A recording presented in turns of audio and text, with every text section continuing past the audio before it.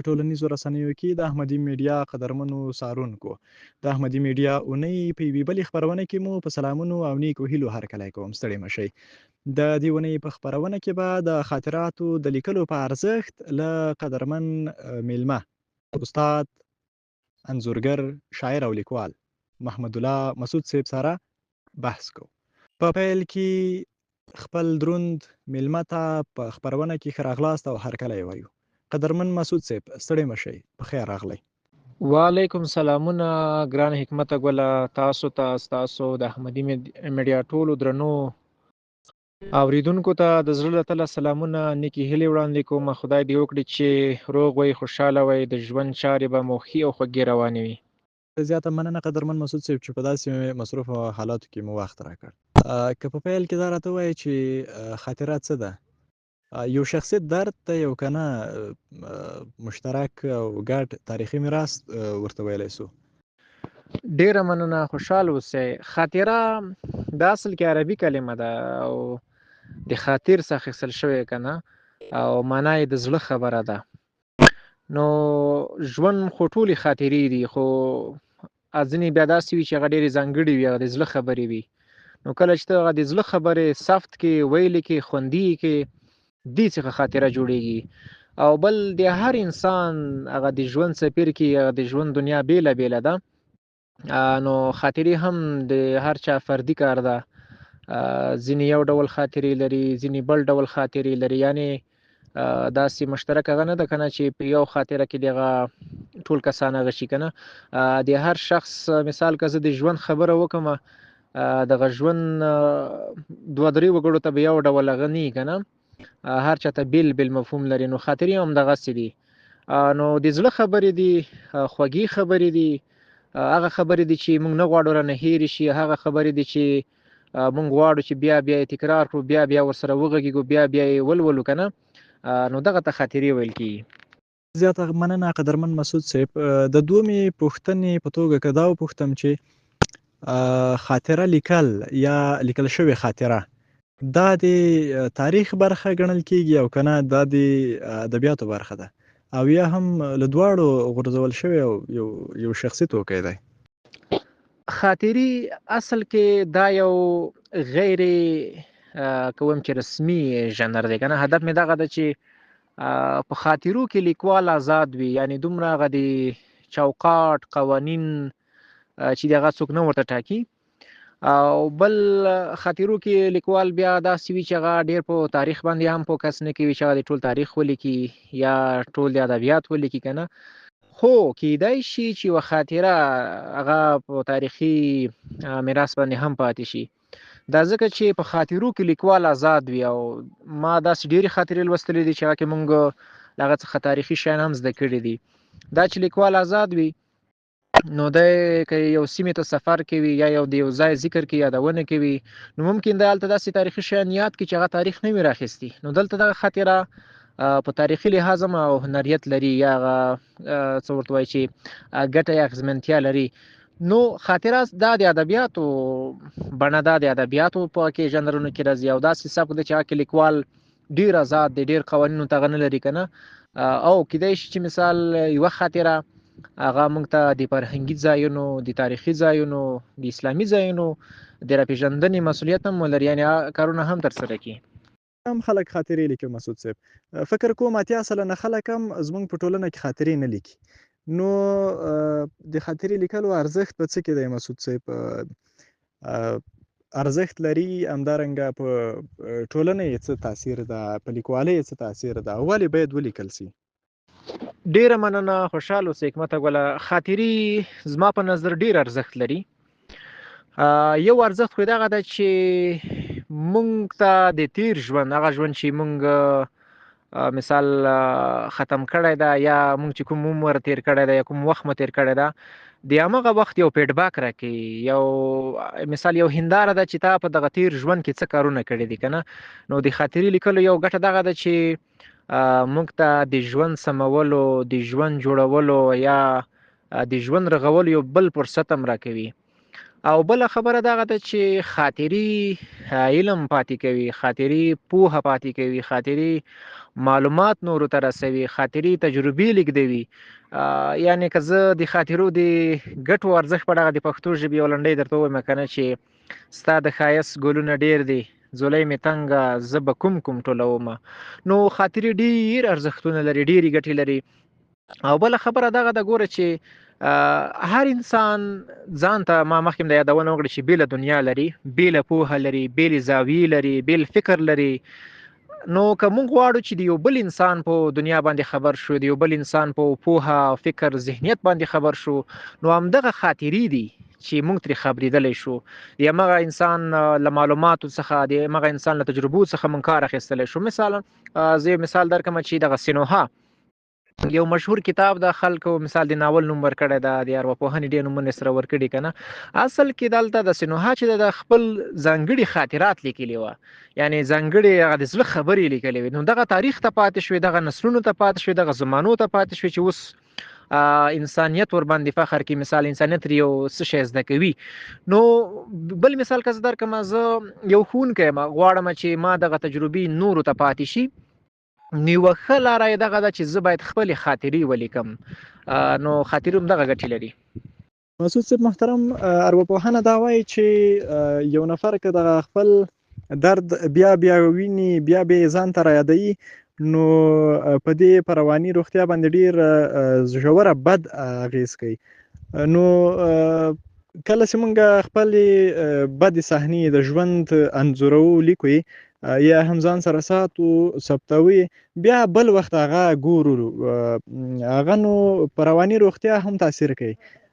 فکر کوئ د بدو صحنو انځورول هم ګټور دي او که نه یوازې باید د خوښۍ صحنې انځور کړی شي؟ زما په نظر ژوند خو هغه ده چې یو لیکوال دا خبره کوي چې هوار سرک نه دی که نه، نو کندې کپرې لري.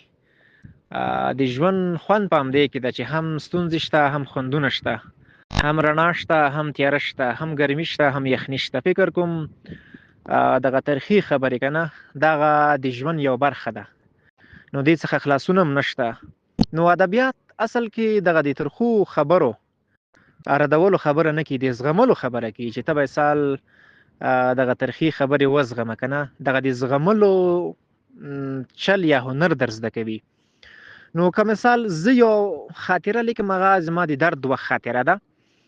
شاید په دغه درد وخت خاطره کې ما داسې کارونه کړي وي چې هغه یو بل لوستونکي ته په درد وخوړی شي که نه، او بل ما ته هم یو درس غوندې، ما ته به هم یو تجربه غوندې که نه، چې کله زه ډېر خوشحالېږم نو هغه خاطره چې لولم بیا به هم زه به خپل احساس بدلوم که نه. هدف مې دغه ده. نو دغه د ناخوالو لیکل یا د ستونزو لیکل دا هم مهم دی، ځکه چې ژوند یوازې یو اړخ نه ده چې هغه خوشحالي ده فقط یا خوښي ده یا بریالیتوب ده، نه نه، دغه دویمه برخه دا ډېره مهمه ده. ځکه چې مثال زه یو شاګرد یم، په امتحان کې ناکام شوی یم، دغه خاطره زه لیکم. ولې ناکام شوم، څنګه ناکام شوم، زما احساس څنګه، او بیا بیرته څنګه بریا ته ورسېدم. ګوره دغه د ناخوالو لیکل شو، دغه د ناکامیو لیکل شو، چې کولی شي یو بل کس ته چې هغه تر اوسه ناکام شوی نه ده، دغه موضوع سره مخامخ شوی نه ده، هغه ته د بریا روحیه ورکړي که نه. نو د ناخوالو لیکل زما په نظر مهم دي، اړین دي چې هغه د ژوند یو رنګ پاتې کېږي، ورپکې د ژوند یو خوند ورپکې پاتې کېږي. نو مهمه ده. ډېره زیاته مننه قدرمن مسعود صاحب. دا راته وایي چې تاسو خپله هم خاطرې لیکئ، د ژوند مهمه صحنې لیکئ، ثبتوئ، او که دا کار به لا نه دی کړی؟ او بالکل، زه خو داسې درته وایم چې دغه 4-5 کاله کېږي چې ما هره ورځ، که هره ورځ نه وي یعنې یو نیمه ورځ ما خاطرې لیکلې دي، او دغو خاطرو لیکلو ما ته ډېره ګټه کړې ده. دومره ګټه راته کړې ده چې ما هغه د ژوند خوږلښت یې خوندي کړې ده. یعنې کله وار چې زه بیرته ماضي ته ستنېږم، غواړم چې په تیر کې وګرځم، خپلو خاطرو ته سر وربرېتوم، خپلو خاطرو کې چکر وهم، او داسې شیان ما لیکلي وي چې بیخي له ما یاد څخه وتلي، زما په ذهن کې نه وي. نو زه ډېر د خوشحالۍ احساس بیا کوم چې او دغه خبره خو ما پاکه له یاد نه مې وتلې وه که نه. نو ما تقریبا دغسې وښیه چې تر 1800 پورې خاطرې لیکلې دي، او دا خاطرې بیا په بېلابېلو برخو کې دي چې مثال ځنه شخصي خاطرې دي، ځنه عامي خاطرې دي، یعنی د معلوماتو خاطرې دي او د ژوند د ځینو ورځو خاطرې، داسې کار مې کړی دی. ډېره زیاته مننه. که دا راته ووایې چې د قلم رښتینولي په خاطر لیکنه کې څومره رول لري؟ آیا قلم باید رښتینی وي او که څه سانسور ته هم پکې اړتیا شته؟ ما مخکې دا یادونه کړه چې خاطره دا خو د ادبیات یو ژانر ده که نه، یو توکی ده. او په خاطره د زړه خبره چې شوه، نو کله چې ته غواړې د ژوند په اړه خاطره ولیکې، یا د خپل ځان په اړه، یا د ملګرو په اړه خاطره ولیکې، نو ته باید رښتینی واوسې، ته باید ډېر خیالي برخو ته ورنشې. مثال هدف مې دغه ده چې خاطره کې هغه د خیال برخه به ته دومره نه کاروې، لکه موږ چې کیسه راواخلو یا ادبي ټوټه راواخلو، یعنې دغه شیان به ته کولی شې. مثال هو مکان کې یو خبره شوه، یا زمان ته ښکلا ورکوي ته، یا ښایست ورکوي که نه، داسې خبرې کولی شي. خو مثال زه غواړم د خپل ملګري په اړه خاطره ولیکم، هغه په خاطره کې ماته ویلي دي چې دغه قلم چې دا شین رنګ لري، مثال خبره کوم که نه، نو زه راشم په خاطره کې ولیم چې قلم سور رنګ لري، نو دا هم ښه خبره نه شوه. ته باید دلته د واقعیتونو ثبت وکړې، خو هغه ثبت باید داسې نه وي چې وچ کلک وي، هغه هنریت باید پکې وي، خوږلښت باید پکې وي. کله چې هغه لوستونکی خاطره لولي، نو داسې احساس وکړي چې د خپل ځان پکې وویني، خپل ځان پکې وګوري که نه. نو واقعیتونه باید په خاطرو کې سړی ولیکي. او د سانسور خبره، یعنی موږ چې کله هغه تاریخ لیکو، تاریخ دغسې وي چې هغلته لیکوال یو څه د سانسور لاندې وي، نو هغه واقعیتونه کله ور نه لیکي. خاطره چې موږ وایو چې یو آزاد ژانر ده، لیکوال پکې آزاد وي. لیکوال کولی شي چې د زړه داسې خبرې خوندي کړي چې بل چا نه وي خوندي کړي. د وخت په تېرېدو سره دغه خبرې یو ارزښت پیدا کوي، دغه خبرې یو ښکلا پیدا کوي، دغه خبرې یو معنا پیدا کوي. نو په خاطرو کې د زړه خبرې، د واقعیت خبرې، د حقیقت خبرې، چې نو دا د هر لیکوال بیا هغه ده خپل هنر ده چې دغه واقعیت دا یې څنګه په صداتوب اړوي، دا واقعیت دی څنګه هنر ته لیږدوي که نه، چې په لوستونکي باندې ښه اغېز وکړي. چې موږ د خپل ژوند مهمې پیښې ثبتوو او لیکو یې د خاطرو په بڼه. په انساني ټولنه کې خو انسانان یو بل سره اړیکه لري، او په دغه ورځنیو چارو کې خو له موږ سره هم ډیر نور خلک هم داسې دي چې هغوی له موږ سره اړیکه لري، او حتما به په دې خاطراتو کې او په دې مهمو پیښو کې را سره شریک وي. په اخلاقي لحاظ که راته ووایې چې د هغوی اړوند دغه لیکنې چې موږ کوو چې هغوی را سره مشترک دي په دې چارو کې، نو په اخلاقي لحاظ که هغوی ونه غواړي چې دغه صحنې ولیکل سي، پاتې سي او نورو ته وښودل سي، څومره مسؤول یو چې د هغوی ساتنه وکړو، او که پوښتلو ته ضرورت دی او یا هم ورنه تیر سو د خاطراتو په لیکلو کې، او که ورنه تیریږو محسود صاحب محترم، نو دلته خو د خاطراتو لیکل نیمګړي کیږي. دا نیمګړتیا څنګه پوره کړو؟ دغلته یوه ژوره پوښتنه ده، او اساسي بحث هم فکر کوم په همدې ځای کې دی. دغه ادبیاتو کې هر ژانر ځان ته خپل اصول او چوکاټ لري که نه. یعنې که موږ د شعر برخه راواخلو، د لنډې کیسې برخه راواخلو، د ناول برخه راواخلو، خاطره هم دغسې اصول لري. یو خو د لیکلو اصول دی، یو بل که زه غواړم چې د خپل ملګري یا دوست په اړه یو خاطره ولیکم، او دا غواړم چې زه مثال په فیسبوک یا په ټولنیزو رسنیو کې خپره کړم، نو مخکې له مخکې چې زه دغه خپره کړم، زه باید همدغه کس څخه پوښتنه وکړم، همدغه کس ته دغه خاطره وښیم چې آیا دا خاطره زه نشر کړم که یې نشر نه کړم. که چېرته کې اجازه وکړه، نو زه بیا کولی شم دغه خاطره نشر کړم. نو اول خو به کوشش دغه کوو چې د ملګرو ښې خاطرې ولیکو، د ملګرو خوږې خاطرې ولیکو، ځکه خاطره چې کله زه لیکم، نو یو هدف مې دغه ده چې هغه لوستونکي ته یو معنا ولري، لوستونکي ته یو مفهوم ولري که نه. لوستونکي ته باید داسې خاطره زه ولیکم چې هغه یو معلومات ترې واخلي. نو خدای نخواسته که زه یو داسې خاطره لیکم چې هغه د ملګرو یا د دوستانو ترمنځ د خفګون علت رامنځته کړي یا خفګون رامنځته کړي، نو دا ښه خبره نه ده. او مثال زه یو خاطره لیکم، غواړم چې هغه داسې خاطره ده چې هغه کې ملي مسایل دي، یا د وطن په سطحه یا عام مسایل دي که نه. شاید ځینې وخت لوستونکي دا فکر وکړي او لوستونکي چې هغه به دې خلاف وي، خو ته به هغه وړې ګټې ته بیا نه ګورې، دلته به د عامه خبره کوې که نه. که چېرته کې خیر ټول ولس ته رسېږي، نو ته به دلته بیا رښتینی واوسې، دلته باید ته زړه وکړې. نو دا به ته نه کوې چې ته د هر چا فرمایش باندې دغه کار وکړې چې دغه زه به دا نه لیکم. نو ممکن ته باندې بیا بیخي هغه د حقیقت ویلو یا د رښتیا ویلو هغه جرأت بیخي بله لاسه ورکوي. هو نو خبره دغه شوه چې که زه غواړم چې د خپل استاد په اړه خاطره ولیکم، د خپل فامیل کورنۍ په اړه، د خپلو کلیوالو په اړه یا سیمه کې نورې په اړه زه خاطره ولیکم، نو لومړۍ خبره به دغه وي چې د خاطره چې لیکم دا باید داسې برخه ولري چې لوستونکي باندې ښه اغېز وکړي. مثال یو تجربه پکې وي، یو ښکلا پکې وي، یو معلومات پکې وي که نه. بیا که ولیکل شو دغه اجازه مهمه ده چې زه باید د خپل دوست څخه یا د کلیوال بل څخه اجازه واخلم چې آیا نشر یې کړم که یې نشر نه کړم. که چېرته کې خاطره داسې لیکل شوې وه چې مثال معلومات هم ښه خو مثال دغه کس اجازه نه ورکوله، نو خاطره دې پاتې شي، نشر مهم نه ده. شاید د وخت په تېرېدو سره د خاطره خپله هم پرواز وکړي، خپله هم نشر شي، نو بیا به یې ګټه زیاته وي.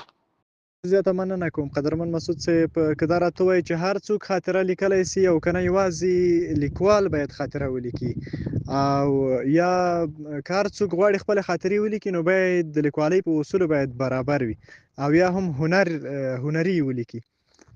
په دې تړاو ستاسو نظر څه دی؟ او خاطره هر څوک لیکلی شي، دا یو په لیکوال پورې مربوط نه ده چې هغه دې فقط خاطرې ولیکي. که موږ ته یوازې لیکوال خاطرې ولیکي نو شاید فقط د لیکوالۍ په تجربه باندې خبر شو. که موږ ته یو ډاکټر خاطره لیکي یو ډیره مهم بخش ته ورځو چې هغه د ډاکټرۍ موضوع باندې پوهېږو که نه. که یا انجینر لیکي راته یا یې استاذ لیکي یا یې بل څوک لیکي، یو عالم لیکي، نو خبره به ډیره ښه کېږي راته. نو خاطرې د هر چا کار ده، هر څوک یې لیکلی شي، خو خبره دغه ده چې خاطرې یو هنر ده. نو کول کې زه یو خاطره لیکم دا تمه به نه کوم چې زه د مثال د باز محمد عابد غوندې یو خاطره ولیکم که نه، ځکه اول کې یو کار سخت ده نو ناممکنه ده، خو ته به داسې کوې چې دغه خپل هنر باندې به تمرین کوې. یعنې که زه غواړم چې د غره سر ته وخیژم او دغه غر 100 متره دنګ ده یا جګ ده، نو پیل خو باید د لومړي قدم څخه وکړم. که دغه لومړي قدم وانه خلم نو ناممکنه ده چې زه دغه د غره څوکې ته هم ورسېږم. نو هر څوک خاطرې لیکلی شي. زه خپله ښوونکی یم که نه، ما د خپلې د استاذۍ ډېرې خاطرې لیکلي دي او ځینې خاطرې مې خپلو استادانو ته یا نورو ملګرو ته ښودلې دي، هغو ډېرې خوښې کړي دي. او بل ما سره په ښوونیز مرکز کې شاګردان دي، واړه ماشومان دي، تقریبا 7 کلن 10 کلن 12 کلن ماشومان دي. دوی دومره ښکلې خاطرې لیکي، دومره د زړه واقعیتونه، دومره خوږې خبرې لیکي چې کله یې زه لولم نو ډېر د خوښۍ احساس کوم. نو د دې خاطرو لیکل مهم ده، دغه اصول بیا خپله هم زده کېږي. سړی چې اول یو خبره ولیکي هغه مهمه ده که نه. بل دغسې ده چې دغه عمر تېرېږي. زه چې نن په کوم فکر یم نو شاید 2 کاله وروسته 1 کال وروسته به همغه فکر نه وم، همغه معلومات به ما سره نه وي، هغه احساسات به ما نه وي. خو خاطره دغه هنر لري چې تا د نن ورځې هغه احساسات هم خوندي کړي، د نن ورځې معلومات هم خوندي کړي که نه. نو مهمه دغه ده چې هر څوک هغه د ژوند خاطرې ولیکي. بله دغه ده چې هر سړی، دا خبره مې څو وارې تکرار کړه که نه، چې د ژوند بیله دنیا لري. ځینو خلکو سره داسې خبرې وي، داسې خبرې چې هغه دوی په خپلو زړونو کې ساتلې وي، لکه غمي وي ورسره، چې هغه باید اظهار کړي، خلک باید ترې ګټه واخلي. نو دا هغه وخت اظهارېږي چې زه خاطره ولیکم، زه د خاطرې لیکلو عادت وکړم، زه په خاطرې باندې کار وکړم، نو هلته بیا کېږي. ډیره زیاته مننه. که دا راته ووایي چې په راتلونکي کې به د خاطراتو ارزښت څنګه وي؟ آیا خپل ارزښت به یې ساتلی وي او که د ټولنیزو رسنیو په شتون کې او همدارنګه د نورو نویو ټکنالوژي په رامنځته کېدو سره به خاطرات لیکل خپل ارزښت وبایلي؟ ځکه چې اوس ډېرې صحنې فلم کېږي، ډېرې صحنې خپرېږي په ټولنیزو رسنیو کې. اوس به هم خاطرې لیکل ارزښت ولري یا په راتلونکي کې به دغه ارزښت څومره پاتې شي، زیات به سي او که خپل اوسنی حالت به له لاسه ورکړي؟ ډېره مننه، خوشحال اوسئ حکمت ګله، ډېره ښه پوښتنه مو وکړه. خاطرې خو هنر ده او هنر داسې یو شی ده چې هغه هېڅکله ارزښت له لاسه نه ورکوي که نه. زه به یو مثال ورکړم. زه خپل انځورګري کار کوم که نه. مونږ په یو کمره باندې انځور اخلو. مثال پارک ته لاړ شم، زه یو انځور اخلم نو شاید هغه کمرمین ما نه 10 افغانۍ واخلي، نو زما تصویر به ډېر صفا وي، ډېر به ښکلی وي، هغه خبره چې په ایچ ډي موډ کې به وي. خو که ته یو انځورګر ته ورشي، هغه کله ته انځور درته رسمي، نو تا نه شاید 2000 افغانۍ، 3000 افغانۍ، 4000 افغانۍ هغه بیه درنه واخلي که نه. خیر هنر خو بیه نه لري، ما هدف دلته دغه ده. نو دلته بیا هم هغه اوس چې مونږ خبره د ټکنالوژي د دورې کوو، د هنر هغه سټیج بیا هم ګوره د زیات شو، لوړ شو، ارزښت یې هغه شو. نو خاطرې لیکل به انشاءالله دغه ارزښت له لاسه نه ورکوي. که مثال زه د ویډیو برخه راواخلم، دا یو بله برخه ده، خاطره او بیا بله برخه ده که نه. نو هر سړی به دا کوشش کوي چې مثال معلومات خوندي کړي، خپل معلومات هغه کړي، ځکه هیڅوک د هیچا په رقم نه دي او نه څوک د دغه دنیا ته د چا په رقم راځي. نو مونږ غواړو چې مثال او انسان داسې لیوالتیا لري چې د بل انسان په هغه باندې خبر شي، دنیا باندې خبر شي، چې هغه څه احساسات لري، څه فکر لري که نه. نو که زه چېرته کې د همغه انسان خاطره لولم، نو زه ډېر ښه ورباندې پوهېږم، هغه د شخصیت سره هم اشنا کېږم او چې دغه ژورو ته ښکته کېږم. نو خاطره به خپل ارزښت ساتي. اوس نن سبا کې د خاطرو لیکلو زیات شوي دي، او بل دا په رواني لحاظ باندې که نه، که چېرته کې زه په زړه کې یو غوټه پیدا کوم، زړه کې مې یو درد پیدا کېږي، دا اظهار نه کړم، نو زه یو رواني تکلیف سره بیا مخامخ کېږم. د خاطرو لیکلو یو ګټه دغه هم ده که نه، چې مونږ له رواني مشکلاتو ژغوري، مونږ زړه ورسره خوشحالېږي که نه. کله چې زه دا خبره اظهار کړم، کله ور د اظهار داسې وي چې هغه په مثال په تصویري بڼه باندې نه کېږي، نه په شعر کې کېږي، نه په بل هغه کې کېږي، نه په انځورګرۍ کېږي. نو خاطره یې ښه لاره ده چې ته خاطره ولیکې، خپل درد پکې خوندي کړي، خپل احساس، خپل فکر، معلومات خوندي کړي، نو بیا راتلونکي ته دا هم پاتې کېدلی شي. ډېره مننه کوم قدرمن مسعود صاحب، دا چې وخت مو راکړ ډېره زیاته مننه کوم. په پای کې که د احمدي میډیا څارونکو ته د خاطراتو د لیکلو په تړاو خپل پیغام وړاندې کوئ، هغه به څه وي؟ ډېره مننه، خوشحال اوسې حکمته ګله چې ما ته مو هم وخت راکړ. خوشحال اوسې، یوه دنیا مننه، ستوري مننه. زه به دا خبره وکړم چې اول خو هغه د زړه خبره مهمه ده، چې که زه مینه ونه لرم، علاقه ونه لرم چې خاطره ونه لیکم که نه، نو بیا یې نشم کولی. نو لومړی خبره باید دا وي چې هغه څوک چې علاقه لري او دا شوق یې وي، نو بیا دې دغه کار وکړي، خاطره باید ولیکي. او خاطره داسې نه ده چې دا دوی لوی شی تر جوړ کړي. خاطره یو مهمه پیښه ده، یو خوږه پیښه ده، یو دردمنه پیښه ده، یو ویرونکې پیښه ده، یو هیجاني پیښه ده، یو بریا ده، یو ناکامي ده، لوېدل دي، غورځېدل دي، منډه ده که نه، دغه شیان دي، دا دی بس خوندي کړي. خو دا څنګه خوندي کړي؟ اول کې ممکن څه ستونزه ولري که نه، شاید دغه د زړه خپل غږ صحیح خوندي نه کړي. خو خاطره هنر ده، کرار په تکرار دا خبره به انشاءالله جوړیږي، نو خاطره لیکل کېږي. دا نن به زه یو خبر داسې وکړم، زه غواړم نن یو خاطره ولیکم که نه. مثال کومه شیبه، کوم وخت و، کومې خبرې چې تا باندې ښې ولګېدې، هغه یعنې خوند یې درکړه، زړه کې دې پاتې شوې، زړه کې دې خوندي شوې، نو راشه هغه لیکلو ته راوړه، هغه کاغذ ته راوړه. نو دا خبرې که نن تا ته ارزښت نه لري، شاید میاشت وروسته تا ته بیا ډېر خوند درکړي، تا ته بیا د سرو زرو ارزښت لري، ځکه چې تا د ژوند یو مهمه پیښه خوندي کړه، د ژوند یو مهم احساس دې خوندي کړه، او د خپلې د ژبې هغه کلمات دې خوندي کړه، چې راتلونکي تا ته بیا په درد خوړی کېږي. یو بل لوستونکي ته هم معلومات وړاندې کوي. نو ستاسو نه هم بیا زیاته مننه، خوشحال اوسئ، رب مو ښه لره، قربان مو شم. زه بیا هم ډېره زیاته مننه کوم له استاد، انځورګر، شاعر او لیکوال ښاغلي محمد الله مسعود صاحب څخه، چې په داسې مصروف ماحول کې بیا هم راسره په یوې ارزښتناکې موضوع باندې تفصیلي خبرې وکړې. یوه ځانګړې مننه هم له تاسو څخه چې احمدي میډیا څارئ او خپرونې یې په مینه اورئ. هیله لرم چې دغه بحث تاسو ته ګټور تمام شوی وي. تر بیا بلې خپرونې چې زه ستاسو درانه حضور ته له یوه معزز میلمه سره راځم او په یوې ارزښتناکې موضوع باندې بحث کوو. په لوی او بخښونکي څښتن تعالی مو سپارم. خدای په امان.